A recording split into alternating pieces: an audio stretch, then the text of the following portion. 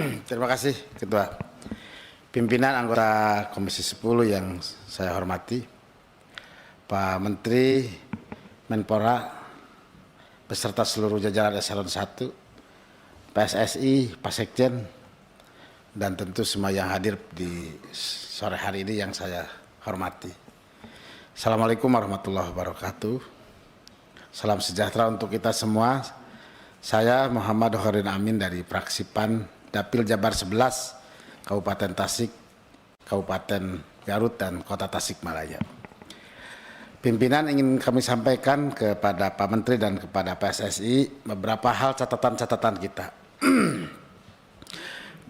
Tentu sebagai fraksi kami sudah memberikan dukungan, supporting dan persetujuan terhadap apa yang disampaikan oleh Pak Menteri tadi. Catatan kami yang butuh kami sampaikan, pertama, seperti kita tahu bahwa dunia bola ini dunia industri. Dan dunia industri itu kepentingannya materi. Di sisi yang lain, dunia bola itu dunia kebanggaan. Dunia yang bisa membahagiakan, yang merata bagi seluruh rakyat Indonesia. Kalau kita juara, nggak tahu mereka punya hutang, pasti bahagia. Nggak tahu mereka tidak setuju dengan siapa presidennya, kita juara, mereka bahagia. Jadi melintasi batas-batas sektoral kebahagiaan dalam dunia bola ini. Dan itu memang wajib dan seharusnya diperjuangkan juga oleh pemerintah. Dari jalur manapun rakyat kita bisa berbahagia. Apalagi kalau kata tadi teman kita yang dari Dapil NTT, plus kita berbangga karena kita punya putra putri yang perkasa, itu lebih keren lagi. Yang kedua, kita ingin ingatkan, ini dunia industri, dunia kepentingannya materi. Jangan sampai dunia kepentingan bola dengan kepentingan bisnisnya selalu saling menarik. Pak Sekjen paham bahasa saya. Yang seharusnya A yang masuk, jadi tidak masuk karena kepentingan tadi. Dan itulah yang ingin kami sampaikan catatan kita. Kenapa kita gagal seleksi dari bawah sampai ke atas? Karena di perjalanan sering kita tidak terbuka. Yang seharusnya tidak masuk jadi masuk, yang seharusnya layak masuk jadi dia tidak masuk. Ruang kepentingan ini yang harusnya ini netral, insya Allah kita bisa jadi kembali. Orang tua kita dulu pas kita Indonesia merdeka pertama, kita bisa mengalahkan Eropa di dunia bola tuh. Artinya mental. Kita setuju hari ini adanya naturalisasi karena memang culture itu butuh dibentuk. Dunia bola itu dunia kecepatan lari, panjangnya napas, kemampuan skill. Skillnya oke, napasnya pendek, ya sudah seperempat jam berhenti. Kenceng larinya, luar biasa larinya, skillnya rendah, ya sudah bola kemana-mana. Artinya tiga itu harus dibangun dan itu butuh kebiasaan. Artinya kalau ini ada proses naturalisasi, ruang kultur latihan kita jadi berubah. Yang tadinya jangka larinya cuma sekian kilometer per jam, sekarang jadi sekian kilometer per jam, itu jauh lebih cepat. Jadi Pak Menteri, Pak Sekjen PSSI, kami berharap bahwa proses ini memang penanganan kita hari ini. Tapi untuk jangka yang masa panjang, kita butuh berpikir anak-anak kita yang hadir di kampung-kampung yang di sana, yang ribuan mungkin tempat pelatihan bola dan yang lainnya di kita, coba seleksinya jauh lebih terbuka, lebih jujur. Insya Allah banyak anak-anak kita yang punya kemampuan yang bisa menjadi atlet-atlet yang perkasa, yang membanggakan bangsa kita. Dan tentu kita dengan segala ucapan terima kasih kita kepada anak-anak yang hari ini mau bergabung menjadi tim di Indonesia, tentu kita berterima kasih dan mudah-mudahan menjadi sumbangan terbaik untuk bangsa kita. Dan kita berdoa semoga Indonesia berjuang, berjaya dan perkasa. Assalamualaikum warahmatullahi wabarakatuh. Terima kasih. Kebetulan saya tidak mengikuti dari awal karena masih mengikuti perjalanan di Badan Legislasi.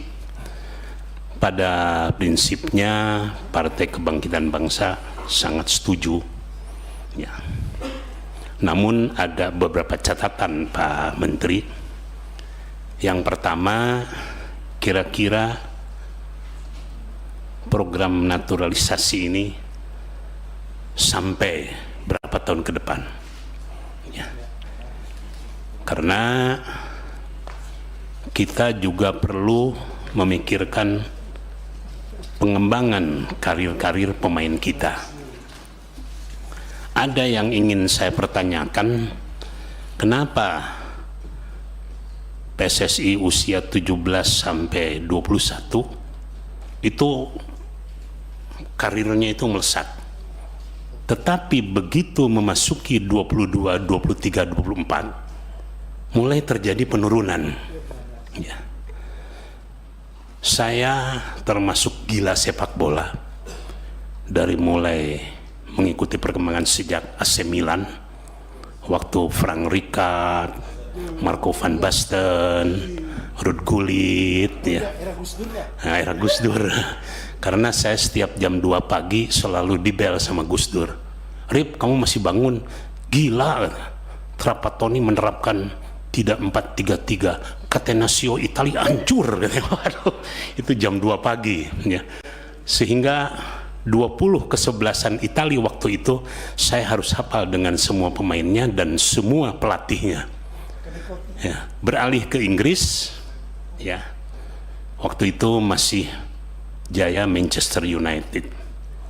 Manchester sendiri waktu Sir Alex Ferguson sangat membatasi pemain-pemain itu. Ya, selalu perbandingannya itu antara 60-40 atau 70-30. Selalu pemain-pemain Inggris asli itu kombinasinya seperti itu. Pep Guardiola Manchester City sekarang, ya, itu juga masih seperti itu. Nah, ada kecenderungan sepak bola dunia memang pemodal yang ikut mewarnai. Sekarang ini Inggris begitu Newcastle dibeli oleh pengusaha Arab, kemarin Tottenham Hotspur sempat dibantai.